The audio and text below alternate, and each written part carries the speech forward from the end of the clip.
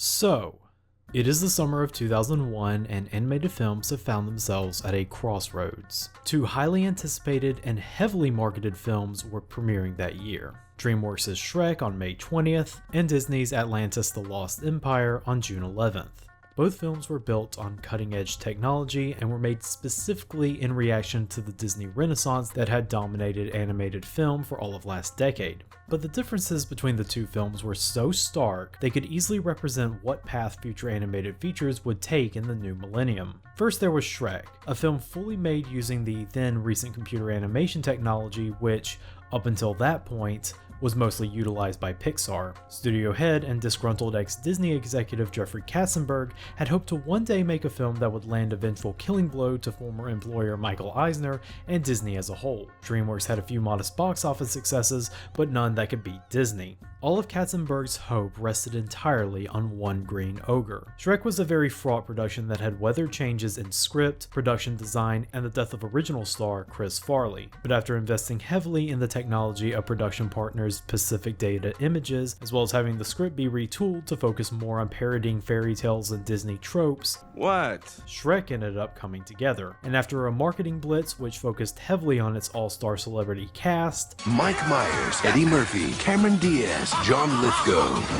Shrek grossed $487 million against its $60 million budget, making it the fourth highest grossing film that year. Wow! The next month, there was Atlantis: The Lost Empire. Produced by the very studio Katzenberg wanted revenge on, the film was conceived by Beauty and the Beast directors Gary Trousdale and Kirk Wise after completing production on their 1996 film The Hunchback of Notre Dame. After completing two musicals in a row, the two of them had grown weary of the format and decided that they wanted to make an animated feature in the vein of adventure films like Raiders of the Lost Ark. This coincided with Disney's plan to also take a break from movie musicals, as the company felt like they had exhausted the formula and needed to grow to more untapped demographics. Production on Atlantis went a lot more smoothly than Shrek, and was also a lot more ambitious. Not only did it effortlessly combine 2D hand-drawn animation with 3D computer graphics, but it was also one of the few Disney animated features that shot in 35mm anamorphic format film, which necessitated the purchase of new animation desks and equipment for the studio. Combined with creative decisions such as having Hellboy creator Mike Mignola design the characters, and the creation of an entirely original language for the film, Atlantis became a grandiose and very risky project for Disney. Because the film wasn't a musical and did not use popular music tracks like its rival Shrek, Disney could not rely on soundtrack sales like it had done for nearly every other film since Beauty and the Beast. Instead, Atlantis was seen as a long-term investment, a potential franchisable IP that could be spun off into TV shows, video games, and rides. But while Atlantis did make its budget back, grossing $180 million of its estimated $90 to $120 million budget, it was not enough to justify the extensive marketing campaign that Disney had undertaken. Whoa, cool SUV. Hey, thanks. What's an SUV? It opened at number 2 on its opening weekend, falling behind Paramount's Lara Croft Tomb Raider. Not to mention that Shrek was still in its theatrical run at this point, which helped siphon dollars away from Disney. Jeffrey Katzenberg was able to have his revenge. Atlantis was a very expensive failure for Disney, and while the film has become a cult classic among millennials and Zoomers, here, I'm gonna need you to fill these up. With what? History has greatly favored the winners on this one. Shrek's continued success through the new millennium helped usher the demise of 2D hand-drawn animation, which was seen as unappealing to non-animation fans, and the realism of Shrek combined with its A-list celebrity cast, modern soundtrack, and script filled with topical bleeding-edge references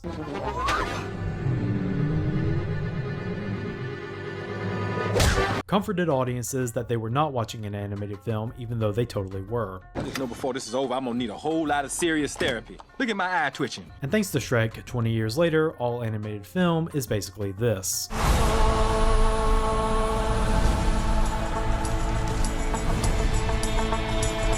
But the summer of 2001 cannot be defined by just two animated films and their impact on the medium, for there was another, third film. 20 years ago, on July 2nd, another animated film had its Hollywood premiere. It was due to be released in theaters next week on the 11th, and expectations were high. The film industry had hyped this film to hell and back, calling it not just the future of animation, but film in general. It was going to be the next big milestone in film history. And by the end of its theatrical run in August, Everyone had completely forgotten that it had existed.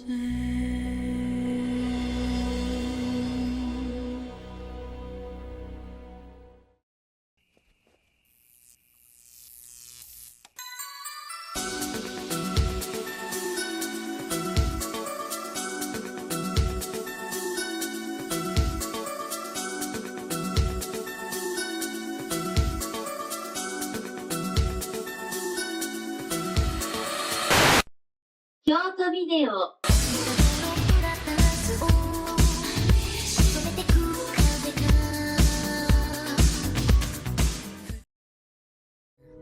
I believe my dreams hold the key. The question is, will I be in time to save the Earth?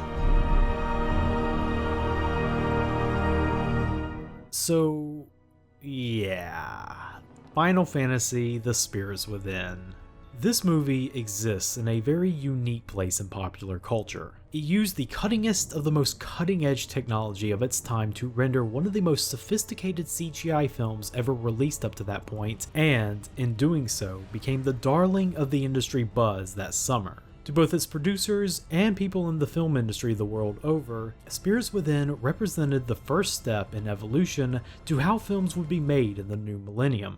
Interviews were conducted, think pieces were written, maximum photo shoots were made, and what made this all so strange is that Hollywood was willing to hype up what was essentially a video game movie. Even for the time, blockbuster adaptations of video games were considered to be the quickest path to a troubled production, resulting in critical and commercial failure. The only one who had success was 1995's Mortal Kombat, and even they screwed the dog with how they decided to come back for a sequel. The merger has begun. Earth is under attack. And it is glorious! But there was reason to believe that this time it would be different. Spirits Within was a trans-Pacific partnership set in motion by Squaresoft themselves, using the technology that they had spent most of the 90s developing and perfecting. And at a time where both Japanese anime and video games were drilling their way into the hearts and minds of young millennials, there was not a doubt in anyone's mind that this film would be nothing if not the highest grossing film of 2001. So imagine everyone's surprise when it turned out to be the complete opposite.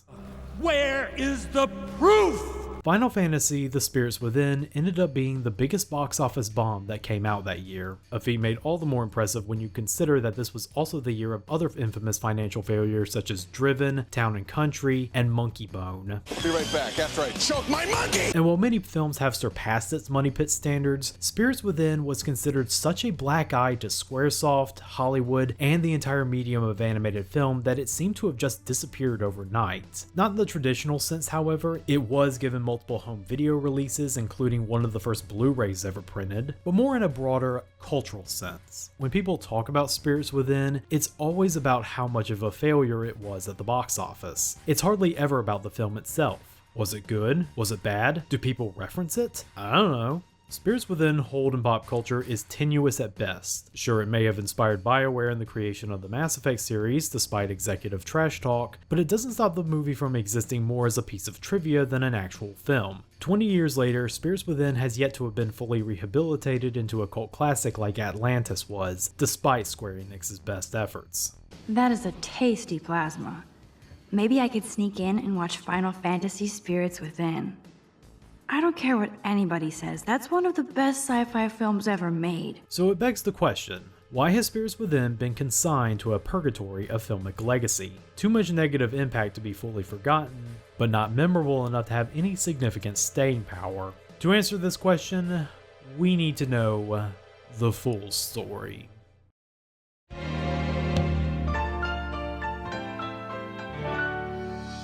We begin our story all the way back in 1987. The combination of Nintendo's release of the Famicom and the entire American games industry collapsing overnight had allowed Japan to corner the emerging market of video games. It was this era where many game studios that we know today began their ascent beyond arcade and PC games, with companies like Taito, Hudson Soft, and Capcom literally becoming household names.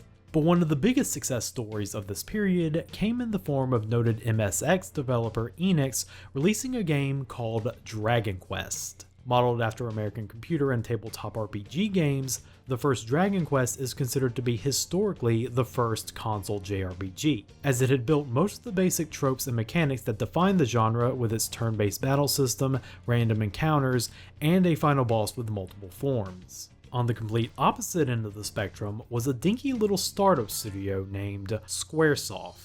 They had split off from their parent company Denusha in 1986 and were barely scraping by making unsuccessful Famicom games like Rad Racer and 3D World Runner, games that were obvious ripoffs of more established games. As the company was nearing bankruptcy, Director of Planning and Development Hironobu Sakaguchi made the bold decision to make one more game before he would end up having to close up shop. Though it would still be a naked ripoff of another studio's idea, here being the aforementioned Dragon Quest, Sakaguchi was determined to make this the biggest game his studio had ever made up to that point. I mean, if this was going to be the last game his studio ever made, why not go out with a bang? And since this was going to be Square's most for sure last hurrah, Sakaguchi decided to give the game an appropriate name: Final Fantasy. Now, of course, we all know that Final Fantasy wasn't Square's last game, and it did save the company, allowing it to become their flagship franchise loved the world over, but why did it become a success in the first place? For starters, it finished what Dragon Quest had started. It had a much more involved story, way more intuitive mechanics, and above all else, the biggest world seen in a video game at the time.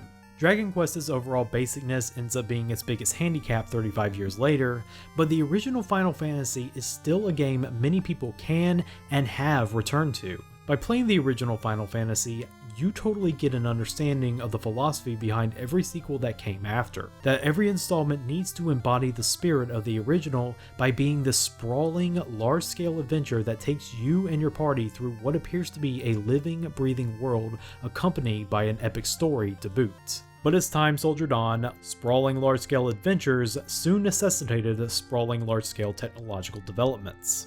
Fast forward to 10 years later, where Square has released the 7th game in the Final Fantasy series, Final Fantasy VII.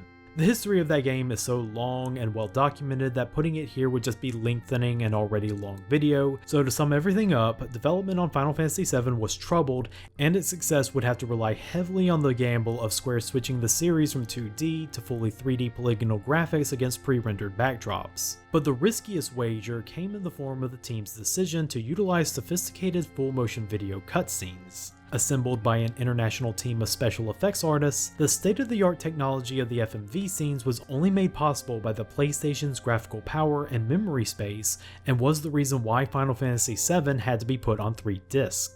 The gamble ended up paying off. Within 3 days of its release, 2.3 million copies of Final Fantasy VII had been sold, which made it a killer app for the PlayStation. It was also a critical success, with many praising the cutscenes for both their graphical fidelity and their way of effectively conveying dramatic storytelling. And when you compare other FMV cutscenes from before 7, it really was no contest. You have defeated my physical form, but my soul is eternal. You will pay for the massacre of my clan and family. So with all of this buzz around Square's ability and resources to create such cinematic computer animation, it wasn't before long until somebody said, "Hey, why don't we use this technology we developed and make a movie out of it?"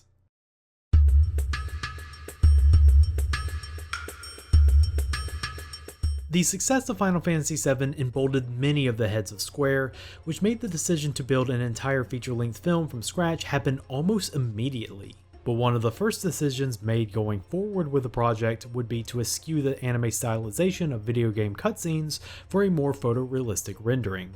Obviously, being that such an idea was being conceived on late 90s technology, this was going to be a tall order. So Square, not wanting to go in what they knew was going to be a daunting project all willy-nilly, decided the first step was to create a proof of concept animation pitch to determine whether or not the project could be given the go-ahead.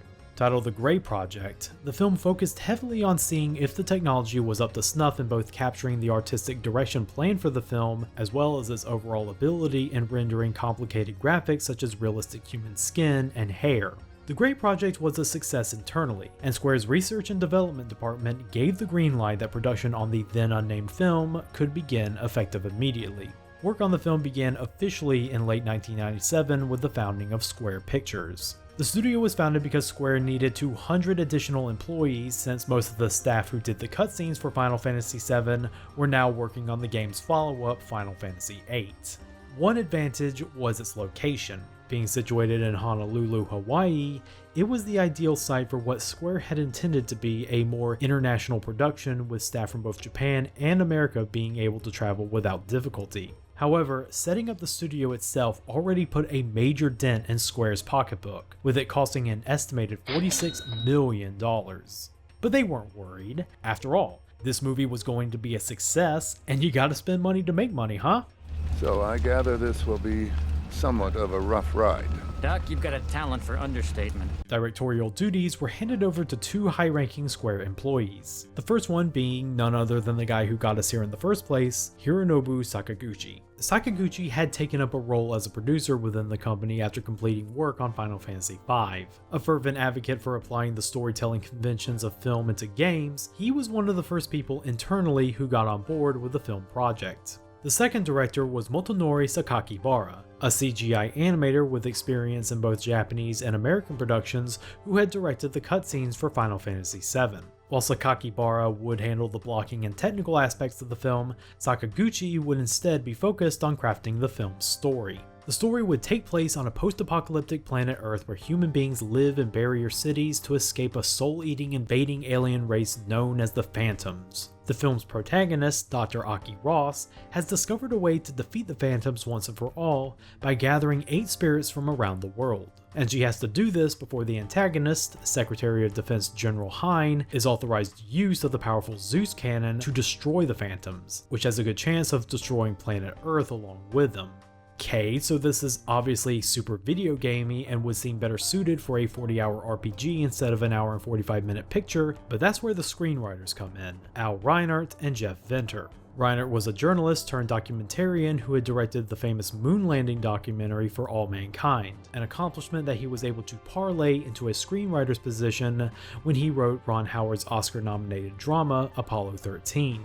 Vintar, on the other hand, was a comparative newbie whose only credit before Spirits Within was the German crime film Long Hello and Short Goodbye. But he would eventually become more well known as the guy who wrote the classic Will Smith blockbuster I, Robot. Anyone remember I, Robot? I understand you've experienced a loss, but this relationship just can't work. I mean, you're a cat, I'm black, and I'm not going to be hurt again. As for the technical side, the production process was very, very, very intensive. The first 18 months of production were spent on developing the in-house software that they were going to use for animation, SQ Flesh, which plugged into the programs RenderMan and Maya. Each character was composed of around 100,000 polygons. The film itself was composed of 1,327 shots with 141,964 frames of animation. Roughly 200 people worked on this film, with around 915 Pentium workstations to construct, compose, and render everything.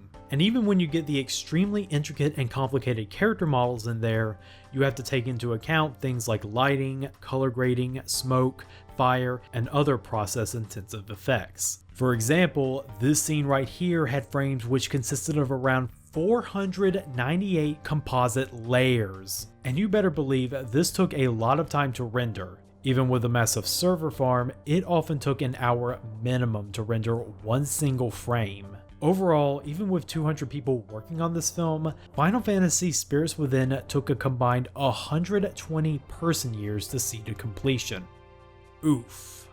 But that was alright. All the work was going to be worth it in the end because this film was clearly going to be a success. And why shouldn't it be? They were clearly pushing the available technology to the limit just like they had done with 7, and that innovation earned them praise from even outside the games industry. But when you're making a film that involves so many new strides in technology, it doesn't take too long for certain parties to take an interest.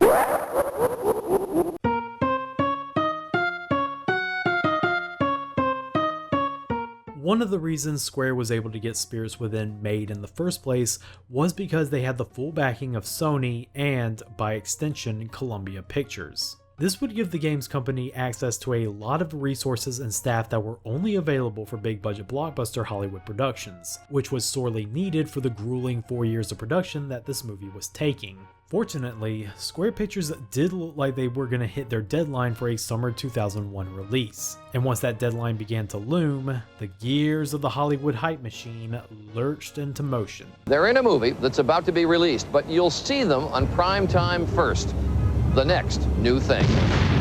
One of the things hyped was the casting of many A-list actors in their respective roles. And this was not Shrek's celebrity casting where most of the stars were known for their roles in comedies. These were serious, for your consideration, capital A actors. Donald Sutherland, Ving Rhames, Steve Buscemi, Roz from Frasier, Alec Baldwin when he was still a bankable A-lister, and James Woods playing the devious General Hein, who's only marginally less evil than the actual James Woods. But the real hype was around actress Ming-Na Wen and her character, Dr. Aki Ross. Ming-Na was mostly known for her work on the Grey's Anatomy before Grey's Anatomy show ER, but she had experience in voice acting, with her most famous role being the title character in Disney's Mulan. But the hype was not around her, it was around her character.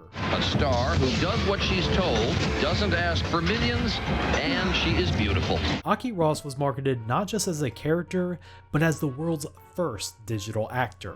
Square Pictures stated that after Spirits Within, they had plans to reuse Aki's model and voice actress in different roles for future projects. And, as if to put a period on this proclamation that she was here to stay, they had Aki turned into an intricately rendered Maxim pinup. This sent Hollywood all aflutter as people assumed that the concept of digital actors was to be the next step in film. There were think pieces in the New York Times written about this. We'll get to the point very soon that Hollywood will be able to make films that we won't be able to tell if it's a real person or if it's a digital image. The hype around Aki Ross is just the microcosm of what made Hollywood so drawn to Spirits Within in the first place: the tech.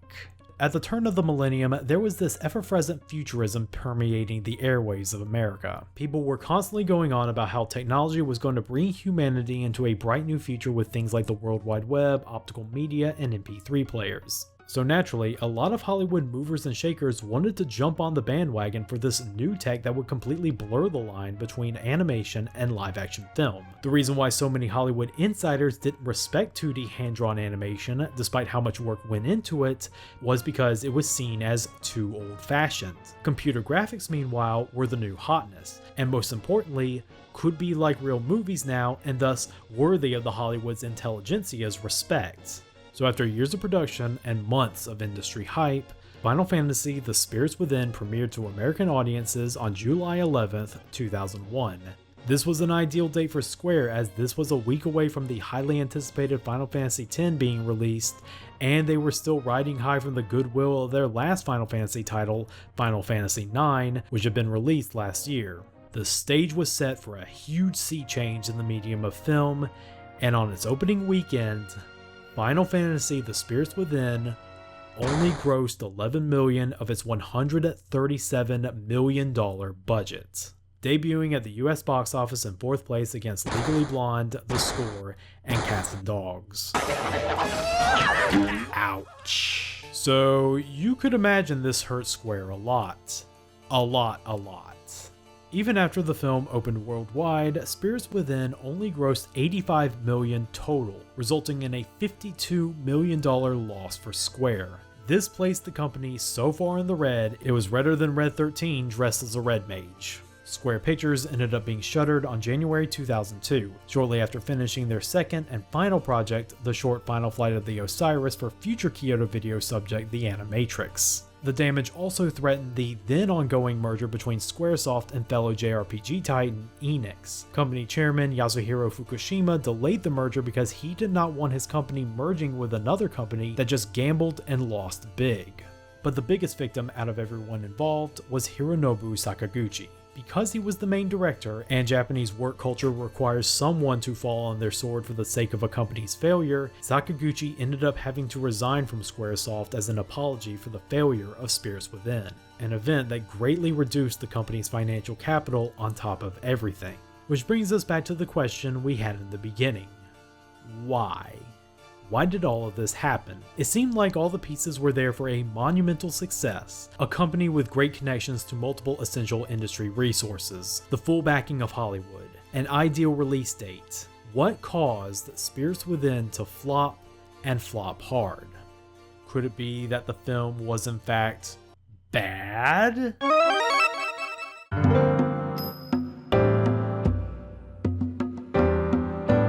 Being that I was 11 at the time when it came out and only really on the cusp of getting into anime and JRPGs at this time, I never saw Spirits Within in theaters. I've only just recently watched it for the first time, and after hearing about how much gil this movie threw down the black hole, I was prepared for the worst. But after watching this twice, once to take it all in, second to take notes, I don't think it's all that bad. In fact, it does a few things right. For one thing, the blood, sweat, and pixels that were poured into this movie was not in vain. Aside from a few wonky moments, the animation mostly holds up. There are scenes where you just can't help but be overcome by a sense of awe at what's transpiring, especially after knowing just how much went into it. Like, this was made on 1999 technology, and it still looks kind of impressive.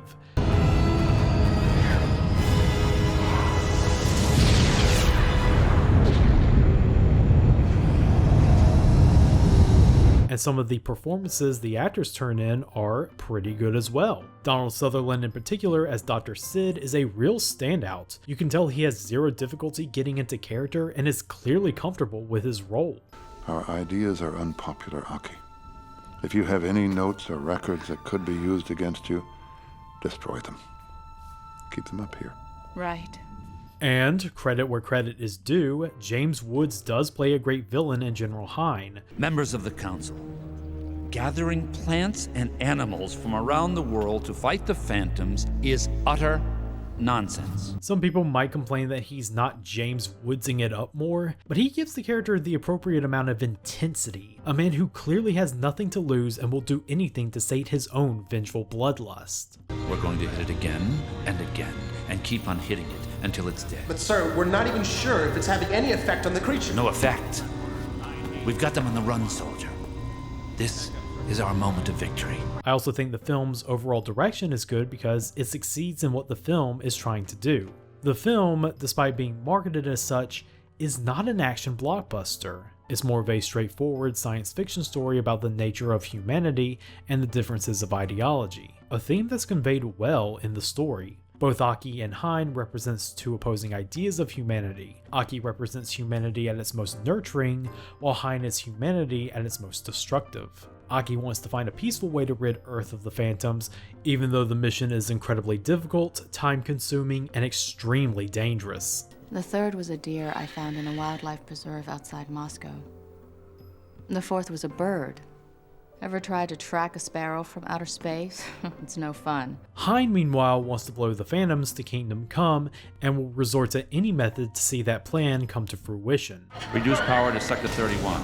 Sir, you do realize that the Phantoms... What I realize, Major, is that we must force the Council to take action against the enemy. And yet both characters are portrayed as completely broken, single-minded souls. Aki knows in her heart that she's doing the right thing by going on this mission, but we see her story at the tail end of said mission, and it's clear that her devotion has left her exhausted and in many ways traumatized. She told me that she was ready to die. She said I didn't have to make up stories to make her feel better. Hein, on the other hand, witnessed his entire family be killed by the Phantoms, and it's obvious that the hope of him destroying the Phantoms at all costs is the only thing that gets him out of bed in the morning. Try to imagine what that must have been like, seeing everyone around you fall over dead for no apparent reason. And then, at the end, feeling something next to you. So you see, Spirits Within is not all bad, but it's not all good either.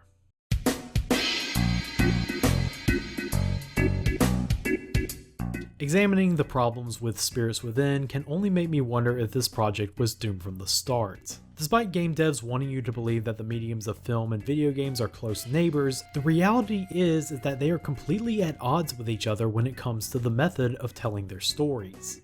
With film, it usually averages about 90 minutes to 2.5 hours to tell your story. So when you craft a story meant for your film, you have to take runtime into consideration and pace your story out appropriately. With video games, on the other hand, you're given far more flexibility in pacing out your story with how many hours of gameplay you plan on having. Your story is either a short but sweet 3 hours, or a sprawling epic that unfolds over the course of 100 hours. Sakaguchi was a man who really only knew how to plan out stories that unfold within 40-hour RPGs, and in his hubris, he thought he could cram a similar story into a film that isn't even 2 hours long. Every problem Spirits Within has is connected to its story. A lot of it is mostly just plot dumps. Scenes mostly consist of one character explaining to another character what's going on, what they are doing, and what exactly they are supposed to do next. Made even more of a slog when every sentence is filled with a bunch of setting-specific jargon. Now, it is a fact that two opposing bioetheric waves placed one over the other will cancel each other out. It is theoretically possible to construct a wave pattern in direct opposition to the phantom energy. The amount of weird technical terms and explanation of said terms that are thrown around only serves to obfuscate the fact that this movie's plot is laughably simple. The plot, of course, being we have to collect these MacGuffins before this guy does a bad thing. It's video game story 101. And it makes sense because the story would probably only work if it was put in a video game. But because this is a movie, we actually start right at the tail end of Aki's journey collecting the MacGuffins, and the rest of the movie is devoted to finding the final two. So it feels like we are watching a let's play of a video game with every cutscene not relevant to the main plot cut out, and it starts right at the final 10 hours of the game proper. It's like what if a Final Fantasy VII movie began at the Great Glacier? And because this movie needs to shove all its plot into a time frame it's not meant for, a lot of things that would add flavor to this movie, like character moments, end up getting tossed aside in one line or cut altogether. On the really in-depth Blu-ray I own, there are character profiles explaining each of the characters' entire history and relationships with each other, details that are not present in the final film. She received training for environmental and wasteland reconnaissance, as well as aerospace education at the Houston Military Academy, which is where she became involved with Gray Edwards. Yeah. Nice to see you too. There's a lot more details on Aki and Alec Baldwin's character Captain Gray's prior relationship with each other, and better explains why they end up getting together over the course of the movie. But in the final film, we only get a hint at their prior relationship, and it's never brought up again. And how about the fact that I was sent there on a job and you wouldn't even see me? I was probably helping Dr. Sid collect spirit waves. Well, now I know. So I'm sorry. Well, me too, so we're both sorry. Not that it would really help, since Aki and Gray have this smoldering chemistry of every other boring heterosexual relationship Hollywood tries to mandate.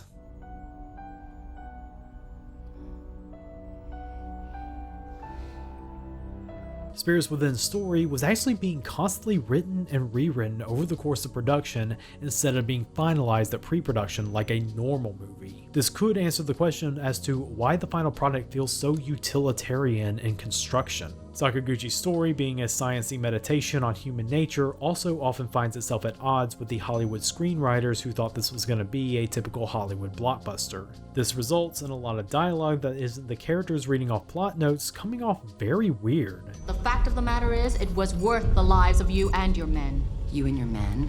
She thinks you're a man. I think she's an idiot. Especially Steve Buscemi's character, who might as well be a space alien's idea of what a comic relief character in a Hollywood blockbuster is supposed to be like. These machines are suspected of causing sterility, and I want to have a little Neil Jr. calling me daddy someday. That's a spooky thought. In fact, it might have served this film better if it was a typical sci-fi action romp. For as well as the direction does in establishing the morose, meditative tone the movie is trying to set, it doesn't feel like the emotional beats of the story are clicking.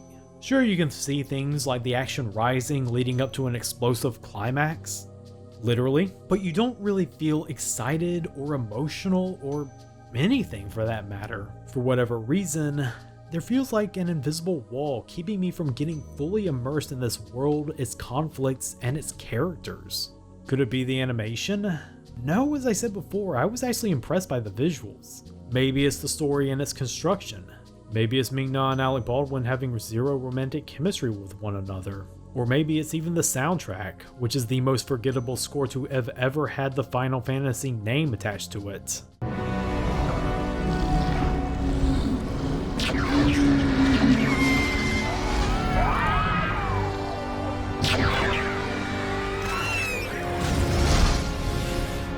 I don't know about the rest of you, but that's a problem right there. So now we come back to the question we had at the beginning a third time. Why did Spirits Within flop? Let us review. Spirits Within was an extremely ambitious film conceived mostly by people whose experience was in video games. Despite a huge marketing blitz and intrigue from the movie business, the film still greatly underperformed at the box office to the point that it threatened to take the company under. One possibility was that, because the film had such an exorbitant price tag attached to it, it was always going to fail at the box office regardless of how good it was. Even if it had been number one at the box office, there was a good chance that it was still going to lose money. This was a fate that befell Pearl Harbor, considered a costly box office bomb despite also being the 6th highest grossing movie of 2001. We also can't discount the Hollywood hype machine overplaying their hand on focusing the technical aspects of the movie in the marketing. While playing up the amount of specs can work when marketing a video game, most movie audiences can just take or leave that kind of stuff. They would much rather be interested in attending a movie that promised having a good story, or having their favorite celebrity make a reference that they are familiar with. That'll do, Donkey. That'll do. The reception to Spirits Within from critics and audiences overall was mixed. Most, if not all, praised the technology on display, but felt the story was not engaging. So if you did buy tickets to see Spirits Within, you were going in with the knowledge that you were going to be sitting and watching an hour and 45-minute tech demo.